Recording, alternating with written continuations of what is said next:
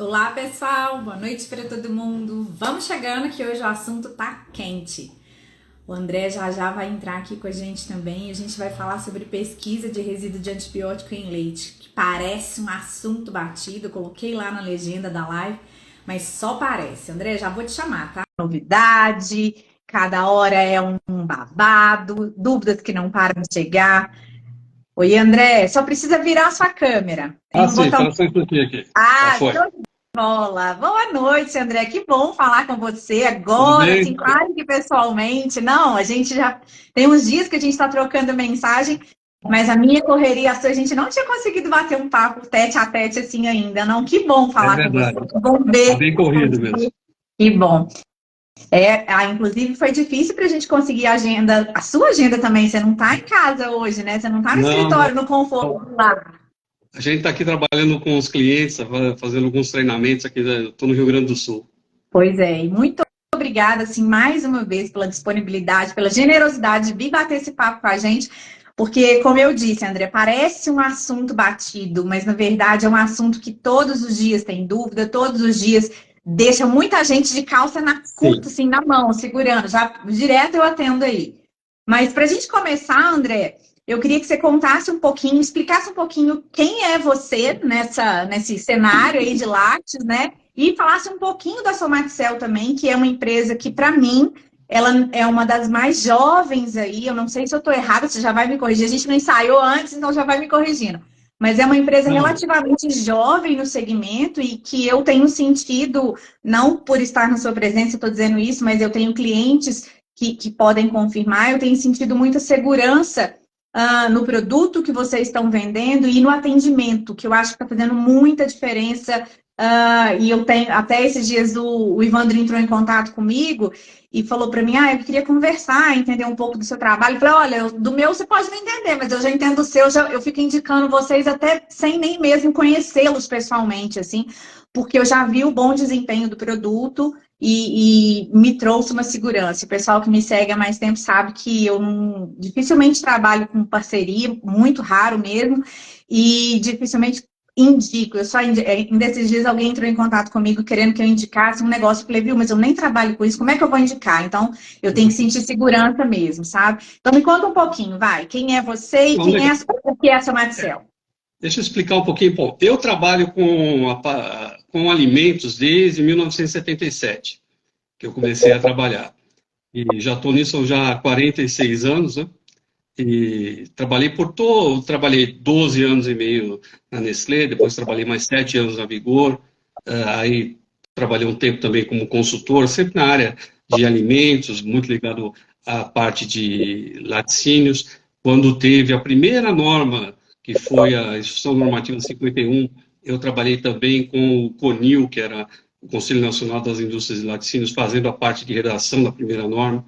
Então, eu estou com esse assunto de resíduos de antibióticos e qualidade do leite há muito tempo, principalmente depois que eu comecei a trabalhar diretamente quando eu trabalhava na Vigor, eu vi todo o circuito, entendi bastante essa questão da evolução também da qualidade do leite, como foi, nós saímos do latão, né, para chegar hoje na coleta granulizada, uma qualidade muito maior, com muito mais consistência em todo o processo.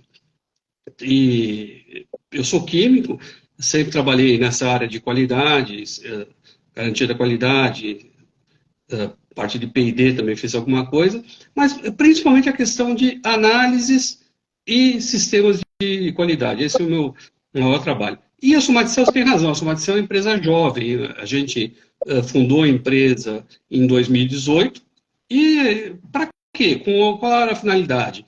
Exatamente, melhorar a qualidade do leite. A gente tem o nosso kit, que deu o nome à empresa, que é o Somaticel CCS, e começamos a trabalhar essa questão de qualidade do leite, até que em 2019 a gente entrou de novo na área de resíduos de antibióticos. Eu já tinha trabalhado em outras empresas, ajudei empresas a desenvolverem o mercado também. Eu trabalhei na Aidex, que fornece um outro kit, trabalhando durante muito tempo, a gente fez um bom desenvolvimento, tive Foi um oportunidade dos primeiros trabalhando. kits antibióticos Sim, que eu sim. tive contato, porque foi um dos primeiros que a gente começou a ver no Brasil. Eu era estudante ainda, Na e assim, verdade, tudo era mato na época, né?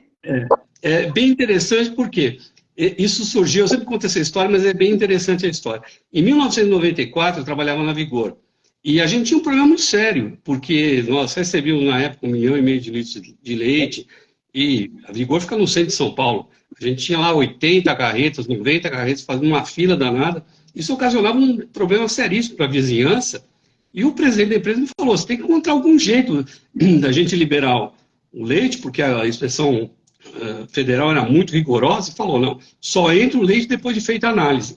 Então a gente saiu no mercado para ver o que tinha para fazer a coisa melhor. Porque o kit que tinha era o kit microbiológico, demorava 3 horas, nossa, virava um inferno. Realmente, minha vida naquela época era literalmente um inferno. Você tinha que Loucura. esperar o resultado sair. Então, nós começamos a ver as oportunidades e descobrimos esse kit.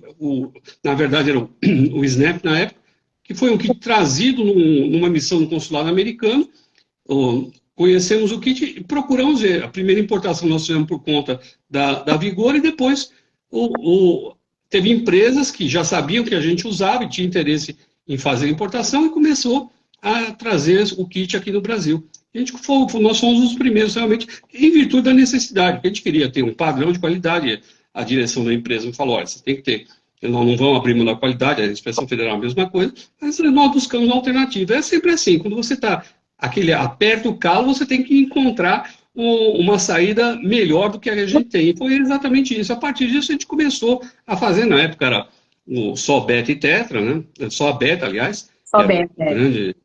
bom. Primeiro começamos a usar tal, e isso começou a gerar um efeito muito grande em toda a empresa. Em 1998, eu saí da Vigor, fiz algumas consultorias também, e 2 anos depois comecei a trabalhar diretamente com a parte dos kits, desenvolvendo o mercado, fazendo treinamento. Nós tivemos também um trabalho muito forte com o Serviço de Inspeção Federal, que tinha um projeto para melhorar a qualidade do leite, e a gente pôde participar exatamente fazendo a parte de treinamento, capacitação, como era o kit, como é que funcionava, que resíduos pegava, que não pegava. Foi muito interessante, porque a partir dessa data também eu procurei entender mais como é todo esse mercado de análise de antibióticos, que é um mercado muito interessante. Eu tinha como modelo, na época, o sistema americano, né? Ele já tinha um sistema que funcionava há muito tempo, e eu tive a oportunidade de conversar muito com os fiscais, com os gerentes de qualidade, tudo, para entender e buscar formar um sistema que fosse mais inteligente. E, felizmente, a gente teve essa colaboração, essa discussão, que foi muito rica, inclusive com o pessoal da diretoria do DIPOA, que tinha muito interesse. A gente ajudou a pensar esse sistema para colocar uma coisa que fosse realmente forte. E hoje o Brasil, posso dizer com muita segurança, que o Brasil tem um dos melhores sistemas do mundo, comparável ao sistema americano, ao sistema europeu e a outros países que copiaram também um pouco o nosso sistema para garantir a qualidade do leite. Que legal te ouvir falar, porque assim, contar essa história é muito bacana, porque assim, até já mudou um pouco da minha visão, né? Já era boa, ficou melhor ainda a respeito do seu profissionalismo. Na verdade, você trabalha com kit de antibiótico hoje, e você começou com isso lá atrás, do outro lado da mesa, né? Eu preciso pesquisar, para onde que eu vou? Então, o que você está dizendo nessa história, eu acho que tem bastante gente conosco aqui que é mais jovem que eu e mais jovem que você, e que eu escuto muito dos meus alunos, dos seguidores: trabalhar com leite é um desafio, você ganha o brinco que é a gincana, que é a corrida maluca do Gugu, não sei o que e tal. Mas, gente, já foi muito mais difícil. Hoje a gente tem informação. Igual eu tô falando, a primeira vez que eu ouvi falar de teste de antibiótico foi em 99, 2000, 2001, alguma coisa assim. Eu estava na Cândido Toches, a Aidex foi fazer um trabalho conosco, nós éramos alunos, e eu lembro que, assim, foi tudo junto, a PPCC e kit de antibiótico. Então, assim, até hoje a gente sabe que toda a indústria de laticínios é rara, aqui não tem como o PCC, a pesquisa de resíduo de antibiótico. Exatamente. E, assim, Muito bacana ouvir contar essa história toda, porque a sua história profissional, tem muito da evolução da preocupação com segurança, não só com qualidade, mas com Exatamente. segurança do alimento, né? Isso é muito bacana. O doutor Leandro Feijó entrou aqui, ele fez um comentário muito interessante e que, doutor Leandro, o senhor não sabe o quanto isso ainda gera dúvida entre o pessoal da indústria. Na verdade, o senhor sabe, né? Que o senhor está sempre em contato com o pessoal. Mas a questão da validação, né? Que ele colocou, que é muito importante. Eu vou até pegar o comentário todo dele aqui, porque assim, é uma coisa que eu converso muito com os meus alunos. O uso de kits é importante para os programas de autocontrole, então a responsabilidade é nossa, né? E fundamental que os kits estejam devidamente validados para assegurar a qualidade do resultado laboratorial. E hoje em dia, pessoal, isso é outra coisa também, né, André? A validação de um kit de teste antibiótico hoje é muito mais simples, porque lá atrás alguém já trilhou o caminho das pedras. Exatamente. Então, pessoal, se vocês... Uma das coisas que a gente vai conversar aqui é se todo teste de antibiótico é igual e a gente já vai adiantar. Na verdade, não. A primeira coisa que diferencia se o teste tem uma validação reconhecida ou não tem, né? E o que seria essa validação, André? Vamos atropelar o nosso roteirinho aí. O que é uma validação? Essa história não tem roteiro, isso que é legal. Realmente é uma conversa, porque os assuntos vão surgindo e as dúvidas vão surgindo, porque realmente é um assunto que ele parece ser simples, mas ele é bastante complexo no sentido do desenrolar do que foi acontecido. O doutor Leandro Feijó é um dos pais do Plano Nacional de Controle de Resíduos e Contaminantes, que gerou também uma credibilidade muito forte na cadeia de lácteos, na cadeia de carnes. Ele ajudou o Brasil a comercializar com muito maior segurança, principalmente na parte dos resíduos. Então, o que é importante, gente? Cada método tem um objetivo, né? A validação mostra o quê? A performance do método, o desempenho do método. O que acontece? Você tem órgãos internacionais que fazem a validação dos kits. Vamos dizer, tem os dois maiores. O maior deles é o ILVO, que é um instituto ligado ao Ministério da Agricultura da Bélgica, que faz a validação da maioria dos kits. O que ele faz? Ele faz todo um estudo. Quem já leu um processo de validação, eu já li de quase todos os nossos, dos concorrentes, então você vê todo o que aconteceu no desempenho dos kits. E cada kit tem um objetivo, ou atender o mercado objetivo, ou atender aquele desenvolvimento. Para quê? Para garantir um nível de qualidade. Cada kit tem um objetivo. Então, você tem regulações do mercado europeu, você tem regulações do mercado asiático, tem regulações do mercado americano. Cada uma delas tem uma particularidade. O Brasil, como signatário do Códex, ele segue basicamente a regulamentação do Códex. Então, e nós temos também o Plano Nacional de Resíduos e Contaminantes, temos a legislação da Anvisa, que regula os limites máximos de resíduos. O que a gente tem que fazer aqui no Brasil? Atender da melhor forma possível os níveis de resíduos que a gente tem para garantir a qualidade do leite com relação à legislação. O que a gente precisa fazer? Você tem a IN 77, ela colocou os limites mínimos a serem seguidos, tá? Então, você tem lá pesquisa de pelo menos 2 grupos de antibióticos em toda a carga que você recebe. Normalmente o pessoal pode escolher por compartimento ou no conjunto, seja ele de latão ou seja ele da carga. Então você vai fazer essa análise e vai garantir que esses 2 grupos estão sendo atendidos.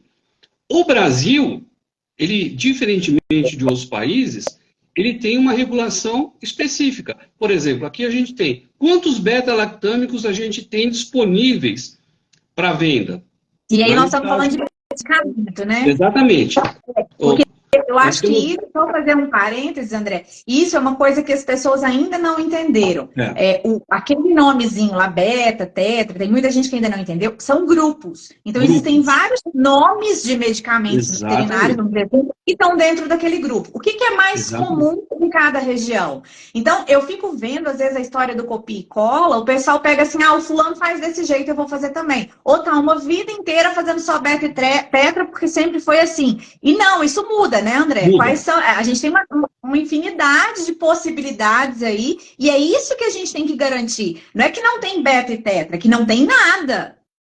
Exatamente. O ponto que é importante é a gente saber por que que normalmente você escolhe, a maioria dos laticínios escolhe beta e tetra. Por uma questão muito simples. Os beta-lactâmicos são um medicamento de escolha para tratar a mastite. É a primeira escolha. A mastite é a principal doença funcional do gado produtor de leite. É a maior doença que tem. Por quê? Ela provoca infecção da glândula mamária. Isso é normal. E normalmente é causado por quê? Por estresse. A vaca vai receber a ordenha todo dia.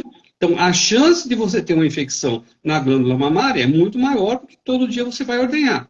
1, 2, 3 vezes por dia, dependendo da estratégia de cada um. Então, você tem esse problema da mastite. E a mastite, classicamente, você vai tratar com o quê? Com os antibióticos do grupo beta-lactâmico. Por isso, os betas são a primeira escolha, mas não a única. Isso aí normalmente os beta-lactâmicos varia muito de região para região, mas nós estamos falando de 60% a 70%, 80% da primeira escolha. Depois nós temos o quê? As tetraciclinas, que são o segundo medicamento de escolha, principalmente a terramicina. Você também tem uma efetividade para tratar a mastite, e depois você vai para as outras medicações que não têm tanta eficácia assim. Qual é o ponto?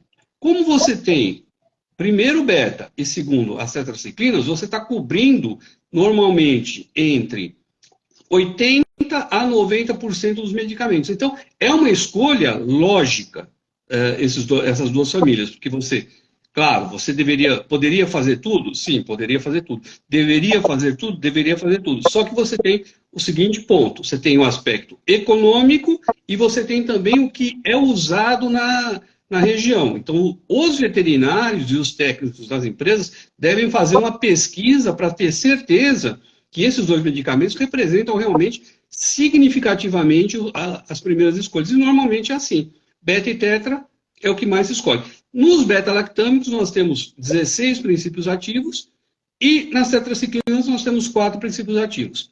Então, esse é o ponto que vocês têm que entender. Evidentemente, tem outras famílias que são utilizadas, quinolonas, sulfas, aminoglucosídeos, macrolídeos, para entender exatamente que é o que pede, por exemplo, na IN 77, o plano que a gente fala, o plano de autocontrole, mapeamento, levantamento de dados. Então, isso você vai entendendo. E o que é importante? O Brasil é diferente de outros países. Eu gosto muito do exemplo dos Estados Unidos, porque é um exemplo simples. Por que é simples? Porque lá você tem 6 drogas, 6 princípios ativos são vendidos. E o kit americano só precisa detectar 6 beta-lactâmicos, não precisa detectar mais. Que vida fácil deles, né? Muito mais fácil. Por quê que eles só precisam detectar 6? Porque só tem 6 à venda. E para comprar antibiótico nos Estados Unidos, quem vende é o veterinário. O veterinário tem que assinar a receita e você só compra através do veterinário. Pode usar a tetraciclina? Pode, mas é o veterinário que também, depois de feito o protocolo, você vai liberar para fazer a tetraciclina. Então, é muito mais simples você fazer o controle. Eles fazem mais análise do que nós. O mercado americano faz, em média, aí, 6 milhões de análises por ano. Nós fazemos alguma coisa com 4 milhões e meio. Nossa estatística não é tão boa como a deles, porque a deles eles publicam, tem um conselho que chama Conselho Interestadual de Controle e de Análise de Qualidade de Leite, que eles publicam anualmente as estatísticas. Então você pode verificar e entender como é esse protocolo deles. E as outras análises também. Então, eles fazem isso daí em todo o lote e registram, tem toda a documentação.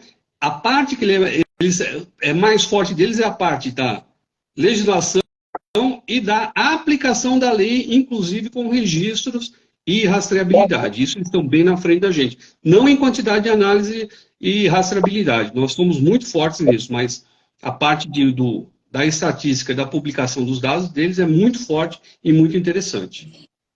E aí você trouxe uma questão, e o doutor Leandro deu uma endossada aqui, que é a questão da necessidade de que cada indústria conheça o perfil de Exatamente. drogas da sua bacia. Como a gente disse, na maioria dos casos, eles vão sempre optar por beta, por alguém ali dentro dos beta-lactâmicos, porque são medicamentos eficientes para o principal Exatamente. problema de saúde que afeta a produção, que é a mastite, mas não isenta de outras coisas, Não. inclusive pela vontade de dar jeitinho que o pessoal costuma ter, né? Eu já sei que o laticínio faz isso, eu vou botar um outro disso.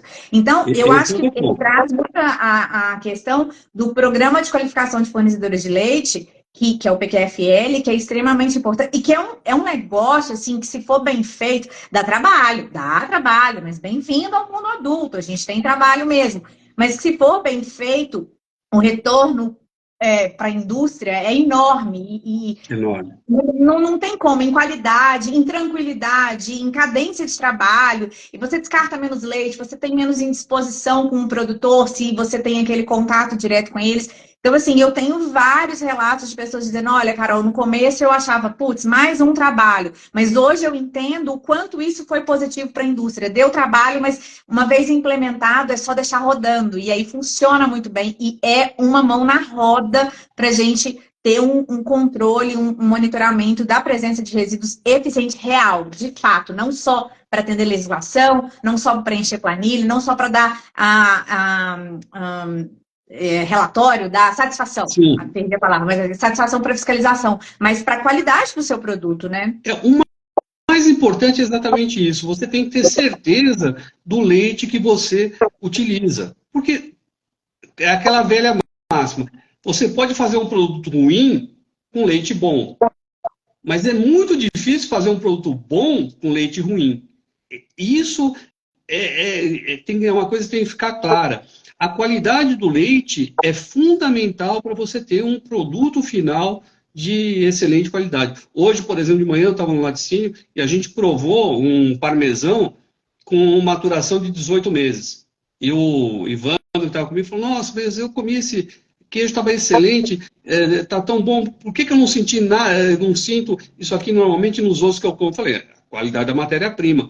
Porque um ponto que é muito importante, a gente não entende muitas vezes isso.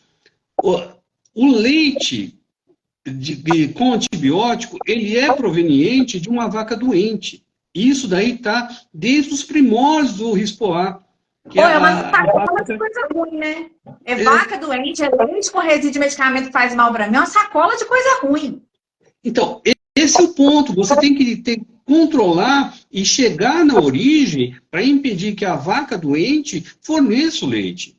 Porque isso é um ganho para a empresa. A empresa trabalhar com coisa boa, por exemplo, células somáticas altas, é um dos grandes problemas do Brasil. Nós avançamos pouco nisso. Nós melhoramos a qualidade de contágio bacteriano total, que o pessoal chama de CBT, melhoramos os sólidos, mas as células somáticas, está aí o resultado dos últimos quase 30 anos, nós avançamos muito pouco.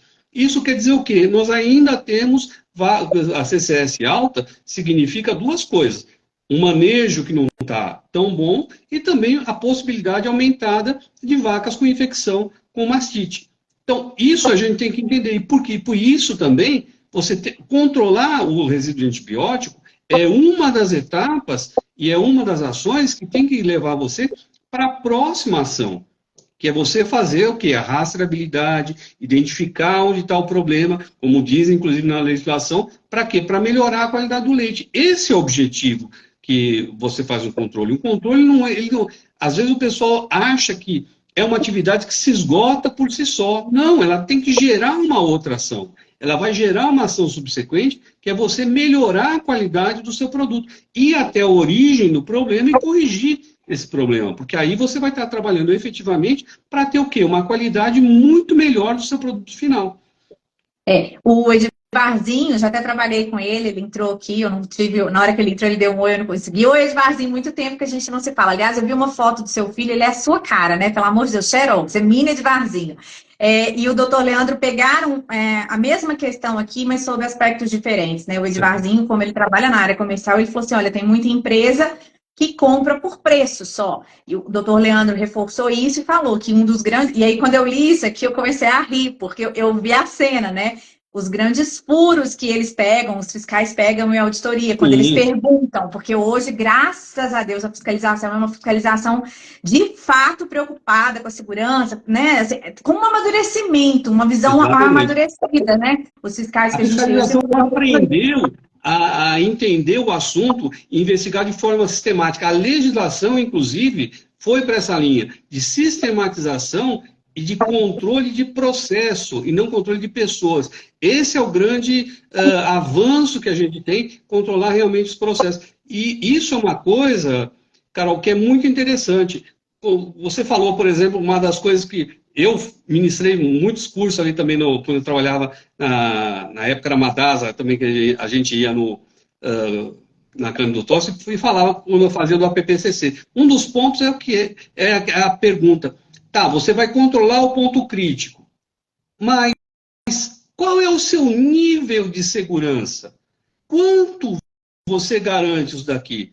Porque não é passa ou não passa, é aquilo que você está controlando, quanto te dá de segurança. Isso é um conceito que a gente tem procurado introduzir.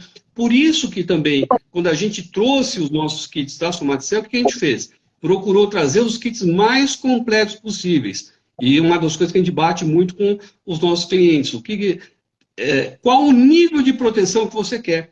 E por isso que a gente trouxe os kits adequados para o Brasil, com proteção de 100% para a maioria das drogas. Não adianta usar, eu gosto sempre do exemplo americano, aquele kit que cobre parcialmente, porque você é a história do cobertor curto. Você cobre a cabeça e descobre o pé. Cobre o pé e descobre a cabeça. Então, você tem que ter o quê? Segurança de 100%.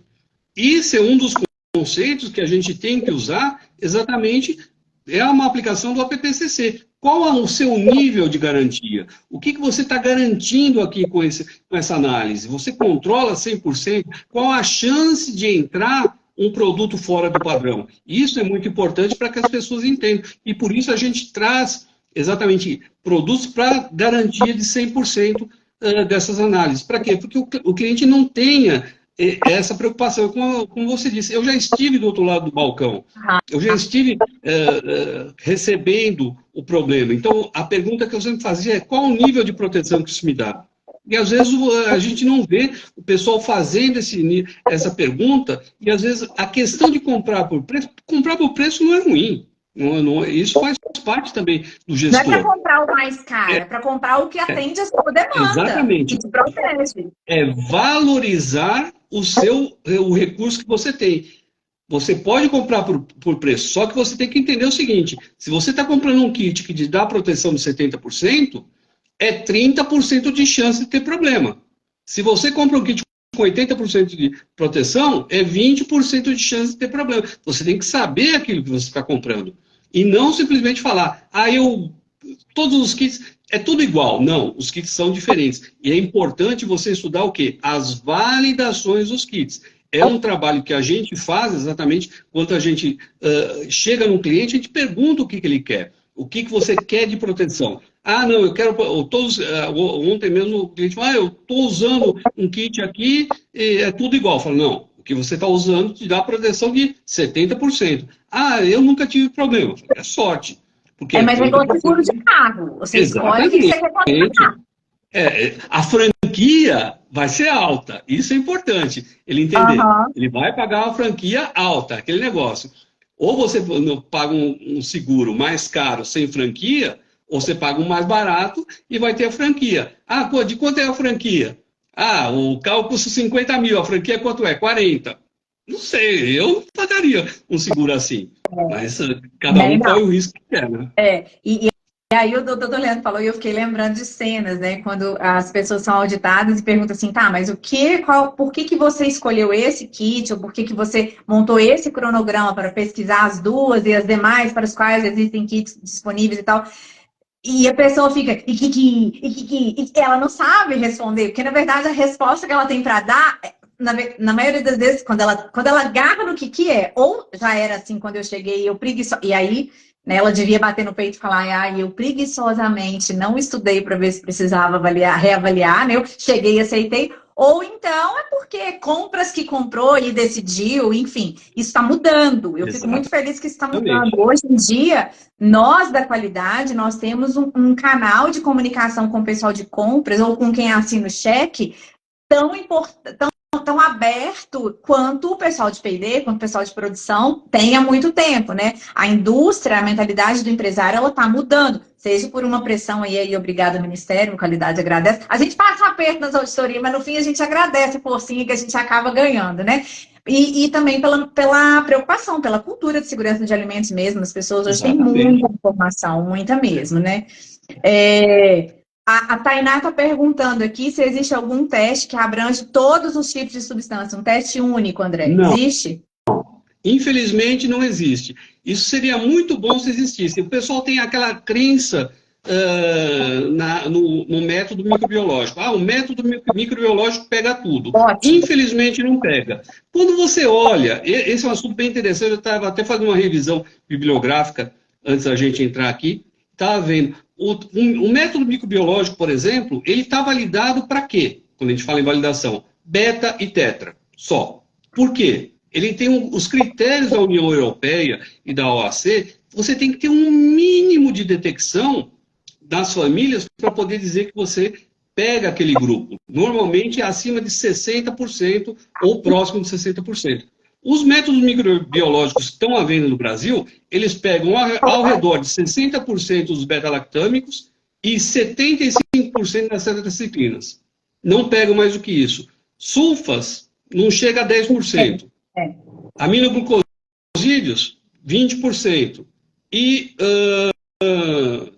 macrolídeo também mais ou menos 20%. Então, isso é importante você fazer uma análise do que estão te oferecendo e não acreditar naquilo que o pessoal está falando simplesmente porque, sempre foi assim, eu ouvi falar, é preciso...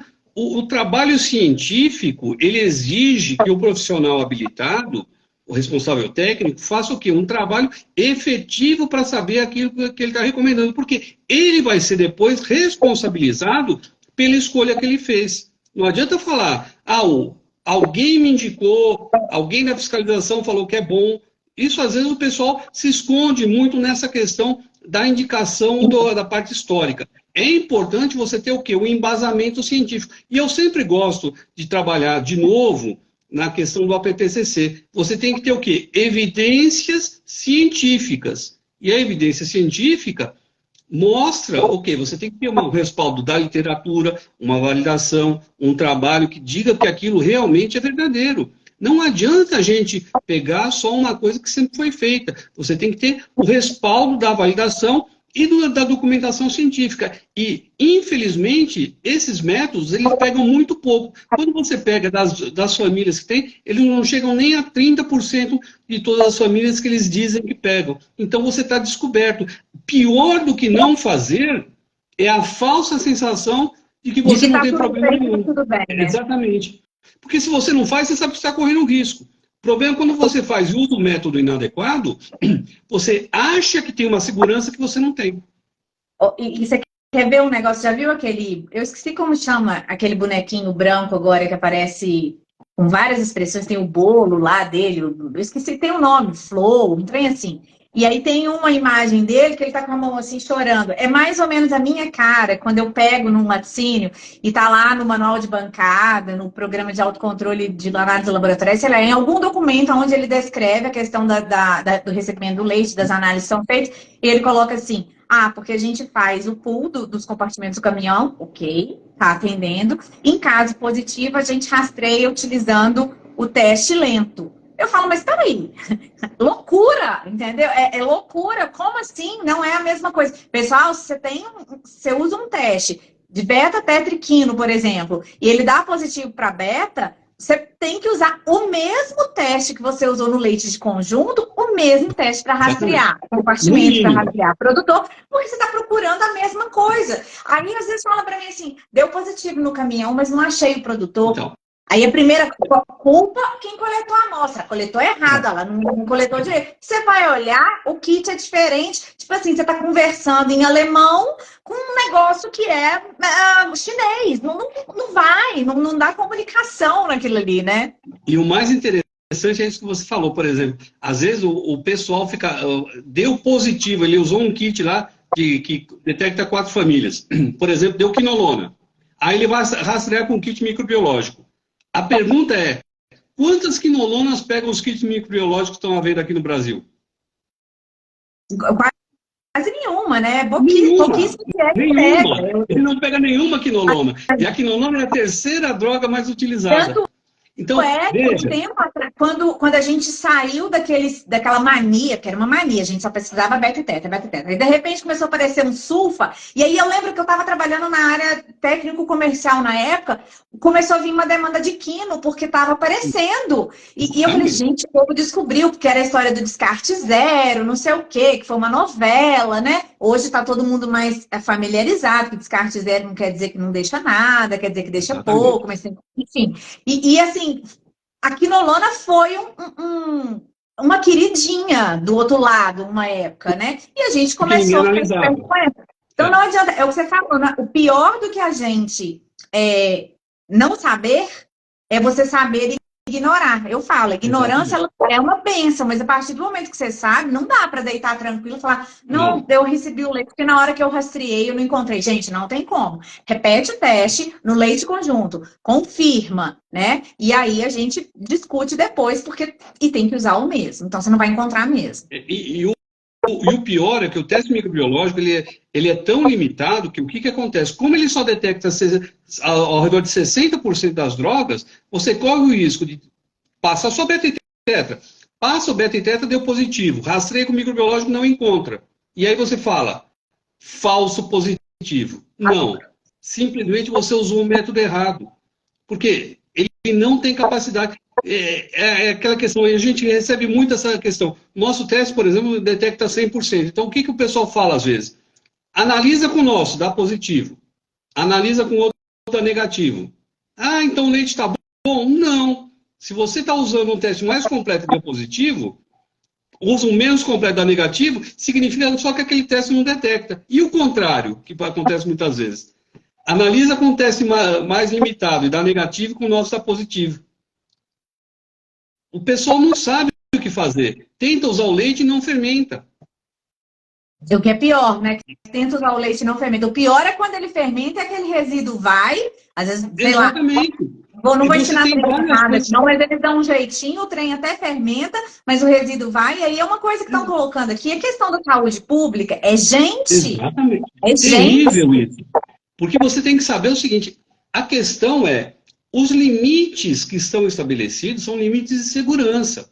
Então você não precisa nem descartar o leite que está abaixo do limite e nem pode aceitar acima do limite. Por isso que o primeiro critério é você ter um kit que detecte o maior número de drogas possível, para não deixar entrar nada. E segundo ponto é, no descarte do leite, saber se aquele leite realmente você está com um limite muito abaixo, que você está descartando leite sem necessidade. Para quê? Para você também não julgar. Isso o americano, ele desenvolveu uma nomenclatura, chama-se o falso violativo. O que é o falso violativo? Você tem o resíduo da droga? Tem. Mas ela viola a legislação? Não. Então, esse leite, por exemplo, ele pode ser utilizado, porque ele está abaixo do limite que a legislação permite. Então, é importante você dominar todos esses pontos para saber o que você vai fazer. E ter também a parte do que a gente chama da confirmação do resíduo positivo. Né? E isso que você falou aí né, se condena, se não condena, esse termo americano aí, inclusive, que eles usam lá, para a questão quando o teste é mais sensível do que a segurança, o limite de segurança. Isso é uma questão muito séria e isso também tem que ser analisado quando a indústria vai escolher o kit que ela faz. Tá? Exatamente. Porque senão ela vai descartar muito leite, ela vai sem necessidade. Muito leite, exato. E aí então, ela tem que olhar essa questão da sensibilidade. Não pode ser mais frouxa do que os limites de segurança, mas também não pode ser algo tão que, sei lá, mesmo respeitando a carência, você ainda vai conseguir pegar. Porque o que acontece? E aí, quando você escolhe o seu teste, você tem que conhecer esses limites, você tem que entender o seguinte, a ferramenta que você tem é essa, então vai nela. Exatamente. Você não escolheu? É uma história que eu já contei aqui, uma cliente minha, que num dia de fiscalização, o fiscal chegou e falou assim, eu quero que hoje você faça dessa carreta que está aí fora, todos os kits que você tem. Então, ela tinha para todos os grupos disponíveis, e ela tinha um cronograma que ela ia alternando aquilo semana, dia, não me lembro bem a história agora. Eu sei que naquele dia não era dia de pesquisar aquele grupo. E aí ela pesquisou todos, e num bendito grupo que não era dia, deu positivo. Ela entrou em desespero, primeiro porque assim, era sexta-feira 13 dela, do ano, com certeza, né?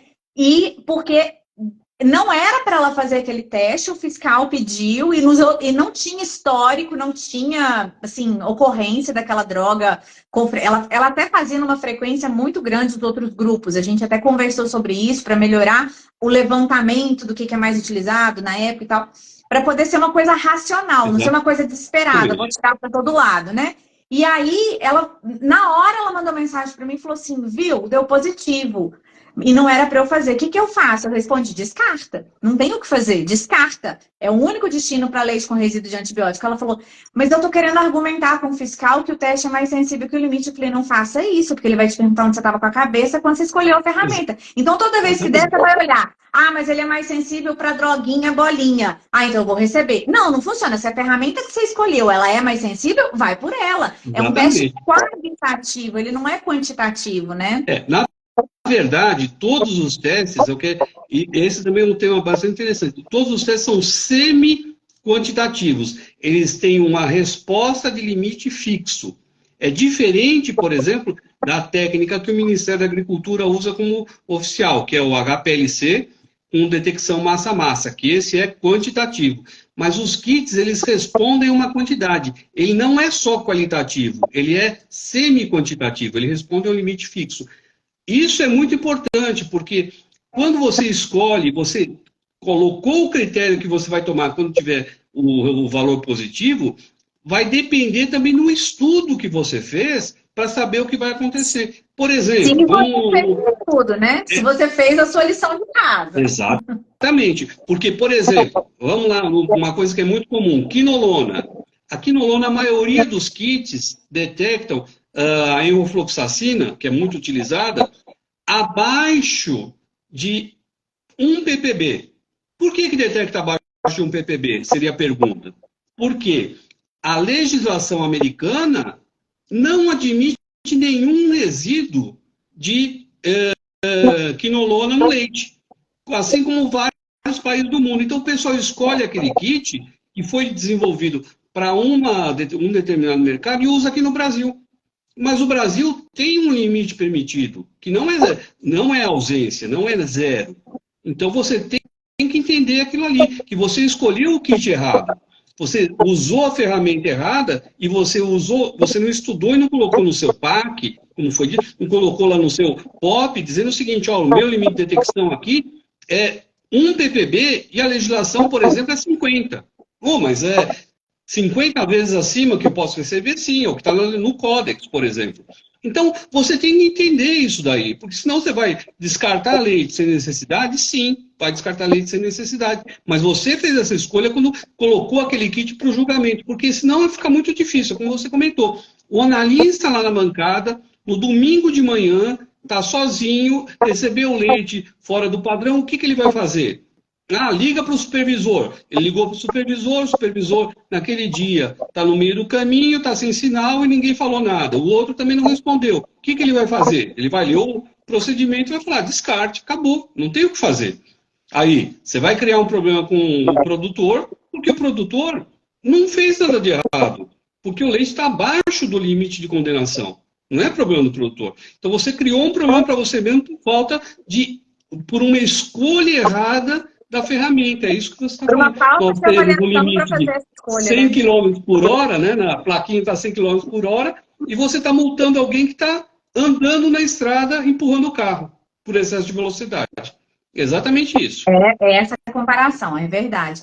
Ô André, e você tem direto o pessoal perguntando assim, mas aí eu chego em fábrica, e o pessoal pergunta também, mas eu chego em fábrica, a pessoa tem 3, 4 marcas de kit de antibiótico diferente. E aí, assim, para receber eu uso esse, mas quando eu vou vender leite spot para o laticínio da bolinha eu uso esse, o do quadradinho eu uso esse. Isso acontece justamente por essa questão da diferença de limite de detecção. E são acordos comerciais. Então, por exemplo, quando às vezes chegou uma mensagem dessa para mim, né, uma pergunta dessa para mim na nossa caixinha, e eu já tinha respondido para outras pessoas, né? Carol, o que que eu faço? Eu fiz aqui, não deu nada. Eu mandei para o cara lá, ele fez e deu. Ele vai descartar meu leite. Eu pergunto qual kit que ele usa, qual que você usa. Ah, ele usa esse, eu uso esse. Então, essa é a principal falha. Não existia uma conversa na negociação comercial para que vocês alinhem. Porque a Bruna até comentou aqui, é ilusão a gente achar que existe um teste de antibiótico, que existe antibiótico zero. Isso não existe, pessoal. Tá? Um tanto pode ter, vamos dizer assim, um tanto dá para ter. Mas, questão dos limites de segurança. Mas, assim, a gente tem que entender que tem que falar a mesma língua, né? É a mesma história. A mesma história. Você encontra um antibiótico e vai usar para rastrear o lento? Você vende um leite, o cara vai fazer com outro mais sensível que você? Então, é por aí. Eu vou dar um exemplo que aconteceu conosco. Nós temos um cliente que vendeu o leite com laticínio, que ele dizia o seguinte: use esse kit para fazer, nós usamos esse kit para fazer a aceitação. Muito bem, mandou para fazer a análise, ele falou, positivo, vou descartar o leite. Ele falou, não vai descartar porque nós fizemos com o nosso kit aqui, ele atende a legislação e você não está autorizado a descartar o leite. Volta para cá o leite que eu vou usar, que esse leite está sem problema nenhum. Voltou, ele usou e não tinha problema nenhum. Exatamente isso. Era um kit, por exemplo, de quinolona, que ele usou, o destino usava um kit americano com 0 de resíduo, e o que estava usando aqui atendia perfeitamente a legislação brasileira com sobra. O limite era 100 ppbs e detectava próximo de 20. Então não tinha problema nenhum. Ele usou o leite sem problema nenhum. Eu sempre digo o seguinte, acordo comercial é igual um mau acordo. Você tem que usar a mesma régua do seu parceiro, gostando ou não, porque ele está determinando que você tem que seguir aquela regra. A regra abaixo da legislação, eu não posso dizer absolutamente nada. É um acordo comercial. Ah, mas eu quero receber o leite com 0 resíduo. Tá bom, você assinou um acordo, você vai mandar o leite e vai fazer a análise. Concordou. É um mau acordo, não tem muito o que falar. Mas ele pode descartar o leite por não seguir a legislação? Não pode. Porque seguir a legislação é a lei maior. Então, o leite está fora da legislação? Não. Ah, mas eu não quero receber porque eu tenho essa minha especificação. Sem discussão. Especificação, acordo comercial, acordo comercial. Não tenho o que falar. Eu sempre digo, se você vende o leite para alguém, combine certinho o que você vai fazer para seguir, para atender à exigência dele, para não cair nesse tipo de coisa. Que aí você vai manter o kit no mesmo nível e vai saber o que tem o problema. Se você disser, você vai falar, ó, analisei o kit aqui, o meu atende à legislação, mando para você, ele vai falar, não manda. Ou ele vai falar, não, realmente, meu kit é muito exigente, eu quero que você siga o meu kit. Ok, mas isso são acordos. Não estamos falando em violar a legislação, que isso nunca pode ser nem discutido. Não tem sentido esse tipo de coisa. Nós temos que atender. A lei é aquele negócio, é a régua superior.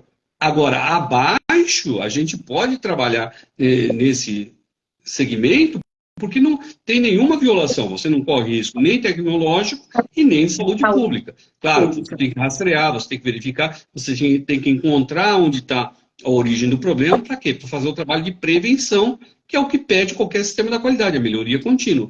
Agora, a condenação é um ato extremo que tem que ser tomado somente se tem uma violação da legislação. Agora, vamos passar para a bancada, André. Você já teve aí, vamos voltar um pouquinho. O que você, nas suas andanças, não só de Somaticel, mas de outros kits de antibiótico, quais são as falhas mais comuns que você vê o pessoal cometer na hora de realizar uma análise de antibiótico e que muitas vezes fica aquele repete toda a vida? Aí isso é caro. Isso é caro, não é fazer o teste de antibiótico, né? O ponto isso aí reflete o seguinte, você tem que fazer um estudo da metodologia que você quer. A primeira coisa é que tipo de detecção e que tipo de segurança você quer. Porque A escolha, muitas vezes, você tem que investigar, por exemplo, as validações do kit, o que ele está te entregando, a quantidade de reagente que tem um kit. Eu sou químico, minha formação é química. Então, o que acontece? Quando você faz uma reação com pouco reagente, você vai ficar na dúvida. É a mesma coisa, você vai fazer uma titulação, você dá uma gota só de fenolftaleína. Ah, não estou enxergando o resultado. Mas você pôs tão pouco que vai ser difícil enxergar. Mas é que eu estou economizando para não gastar. Sim, então você vai ter que sofrer com isso daí. Esse é o ponto. Você tem que saber o que você está escolhendo e saber o que risco você quer. Você quer uma interpretação clara? Você quer segurança na análise ou você quer economizar a qualquer custo? Isso é muito importante. A parte operacional dos kits, ela é muito simples. Ela é muito simples. Qual é o grande problema? Você usar, por exemplo, um kit que Mas você quer saber claramente... qual que é o grande problema aí, em resumo? Ser simples demais. Porque daí começa a ser simples demais, a pessoa começa a fazer o teste, contando o resultado do jogo, falando da vida alheia, olhando o Isso celular. não pode. Ela não tem cuidado com aquilo. A boa prática de laboratório, ela deixou, tipo assim, não é na gaveta, não é no armário do pré-primário, né? Você tem que estudar, você tem que ler. Isso a gente até chama, eu tenho até uma definição para isso, é o preconceito analítico. Você acha que não vai dar nada, você faz de qualquer jeito e não dá nada. Só que o resultado está errado. Então, é importante focar muito nisso. Uma das coisas que a gente sempre vê, e sempre dá muita dúvida, o que acontece? Os controles positivos e controles negativos. O pessoal sempre falha nesse tipo de coisa. O pessoal, às vezes, não sabe fazer. Por mais que a gente faça o treinamento. Como é que você valida um kit, por exemplo? Faz a verificação de um kit. Você tem que saber como você faz o controle positivo. Como é que a gente faz a análise positiva? Hoje eu estava de manhã no outro laticínio, a pessoa falou, eu estou fazendo análise de sacarose, eu nunca vi dar teste positivo. Eu falei, mas você já fez o controle positivo? Não, nem sei como é que faz. Fomos até o cafezinho, pegamos uma colherzinha de açúcar, fiz lá a contaminação e mostrei para ela uma coisa que ela nunca tinha visto. Isso é importante. Você não pode... A análise, ela é... Eu sempre digo isso, e é sempre importante. A química não é uma ciência exata, é uma ciência experimental. A Bruna está falando das boas práticas do laboratório. Quais são as boas práticas do laboratório? Você pegar o método e fazer controle positivo, controle negativo. Você ter a de saber como é que a análise se realiza, tanto do ponto de vista positivo quanto negativo. Porque isso é fundamental. A experiência que torna você um analista de boa qualidade. Você tem que saber aquilo que você está analisando. E muitas vezes o pessoal acha que é tão simples, é tão fácil. Ah, mas isso aqui é muito simples. Mas aí você pergunta, já teve resultado positivo? Ah, nunca tive, nunca vi o positivo. Então, isso é importante, você realmente passar pela experiência de fazer os controles. Porque isso vai tornar você com muito mais segurança na hora de escolher. E uma das coisas é, você tem que seguir o passo a passo da análise. Qualquer método, por exemplo, hoje... Os atalhos, as invenções, eu adaptei o método. Ô, gente, vocês me deixam louco quando vocês falam que adaptaram o método. Quem somos nós na fila do pão para adaptar um trem que o povo morreu para descrever? Fala sério. Às vezes, até você tem adaptações que são inteligentes, são muito boas. Agora, o problema todo é quando a adaptação ela não tem nenhum fundamento científico. Esse é o grande problema. A criatividade. Quando você faz adaptação e melhora, isso acontece, é muito legal isso daí, é muito legal. Eu trabalhei 12 anos e meio desenvolvendo análise. Então, às vezes a gente fazia adaptação em método que vinha da Suíça, quando eu trabalhava na Nestlé, o pessoal fala, não pode modificar porque não vai funcionar. Eu falo, não, está funcionando melhor. Mas a gente fazia o quê? Validação, fazer toda a parte de verificação, fazer todo o protocolo. A Nestlé era uma escola porque realmente o pessoal não deixava você fazer absolutamente nada se você não tivesse como comprovar que o método funcionava. Então, isso é muito importante, ter toda aquela supervisão para ter certeza que a modificação que você fez está levando para um resultado melhor, mais seguro e às vezes mais rápido. Isso pode acontecer, mas é importante você ter realmente essa consciência de que isso está acontecendo e não simplesmente fazer uma coisa porque alguém falou. Ah, mas não está dando certo. E o resultado positivo? Teve alguma vez? Não, nunca tive. Então, peraí. Tem alguma coisa que não está funcionando, né? Ô, André, e você falou negócio de validação, de adaptação de método, eu não sei se os seus clientes já te procuraram por isso, mas os meus alunos têm me procurado bastante com duas situações, que é a pesquisa do resíduo de antibiótico em soro e em creme de Uhum, leite. Até sim, onde eu sei, até onde eu sei, tá? Me corrija se eu estiver errado. A imensa maioria dos testes de antibiótico disponíveis no mercado hoje são validados na matriz leite. sim, Muitos testes são por princípio de escorrimento lateral. O que é o escorrimento de uma substância? Tem tudo a ver com a viscosidade, com a textura sim, dela ali. Então, assim, você vai pegar leite, creme e soro, cada um tem uma característica de escorrimento diferente. exatamente. Aí já não vai funcionar, né? Não dá para pegar e falar que é caminhão de japonês. Ah, faz com creme, faz com soro, igual você faz com leite. Ou então pega o creme, eu já vi essa, dilui o creme para poder escorrer, mas dilui quanto? E a questão da gordura, como é que é a história? Porque assim, Exatamente. não dilui, né? O leite, quando é leite, é gordura emulsionada em água com proteína. Tirou, Exatamente. não tá mais. E aí, o que acontece? E para mim, é conversa de doido. É, Pedir, eu compro creme de leite de você, eu compro o soro de você. Eu pedi que você, receber isso, eu fazer um teste de antibiótico, e aí quem vai vender vai querer fazer também. Para mim é conversa de doido, porque soro e creme vieram de onde? Do leite. A gente pode receber leite sem fazer teste de antibiótico? Não. Então, não tem, não, porque não brota, não é geração espontânea. não. Ah, Carol, mas às vezes eu estou pesquisando grupo diferente. Então, você vai falar para o cara que para ele vender creme para você, ele tem que fazer no leite que vai dar origem ao.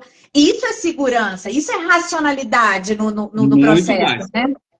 O ponto, isso é muito interessante. E eu sempre digo o seguinte: às vezes é bom você procurar na literatura. Eu tinha um chefe que me dizia o seguinte: senhor André, nós precisamos ter paciência com as pessoas que são menos inteligentes que a gente, para as pessoas que são mais inteligentes que a gente terem paciência com a A gente gente. também. Então, isso é uma coisa que eu sempre levo em consideração. O que acontece? Vou anotar Esse essa. assunto, por exemplo, já foi estudado. Tem um paper da FIO-IDF 2014 que já tratou desse assunto e já mostrou como se faz análise em derivados lácteos. Então, isso é muito importante, você buscar as boas experiências. Isso já está documentado e mostra como fazer análise de derivados lácteos. E uma outra coisa que é muito importante, que você já citou e já cantou a bola. A legislação não fala em resíduos, em derivados lácteos. Fala toda a legislação em leite, que é o original. Então, você tem que reverter aquele derivado para a condição do leite in natura. Por exemplo, um queijo tem 40% de sólidos, o leite tem 12%. Então, você tem que ajustar para o teor de sólidos do leite in natura.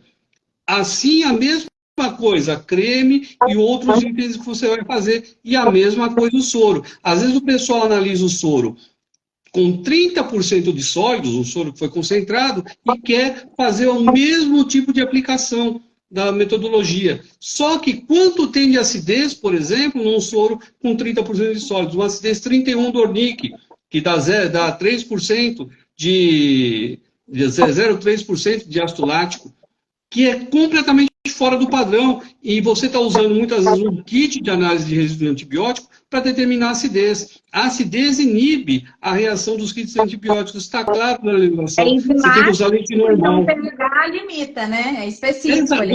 Aí você fala, tá com resíduo de antibiótico no soro. Não, não tá. Porque quando você faz o ajuste do pH, não dá esse tipo de problema.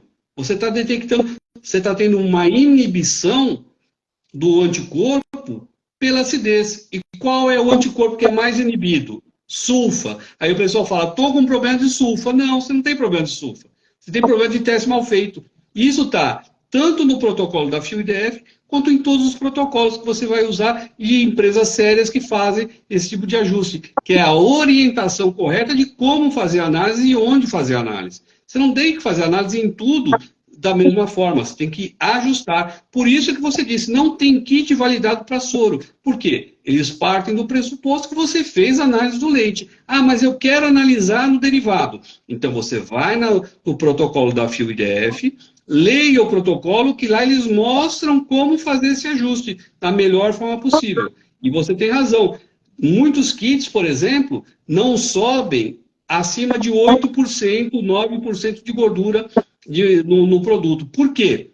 Porque você pode ter leite de búfala, por exemplo, com 8, 9, 10% de gordura. Então, o kit tem que ser capaz de detectar resíduo de antibiótico em leite de búfala, mas ele não vai detectar em creme de leite, com 20% de gordura. Uhum. Isso tudo é interessante e você tem que fazer o ajuste. Bastante interessante mesmo. Ó, daqui a pouco o Instagram começa a cortar, gente. E eu queria te agradecer. Assim, que conversa gostosa, assim, que vontade de ficar aqui mais tempo.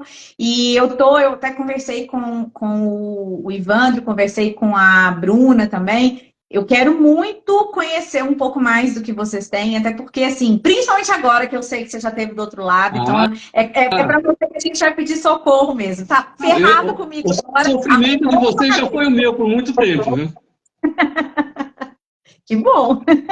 Mas então tá, André, muito obrigada pelo seu tempo. Obrigado a você pela oportunidade, Carol. Oportunidades, tá? Espero que tenha obrigada mesmo, obrigada por essa Marcel aí. Obrigada a todo mundo que esteve com a gente. A live vai ficar gravada e vai estar disponível tanto no meu Instagram quanto no Instagram da São Marcel também, tá bom, gente? Boa noite e até a próxima.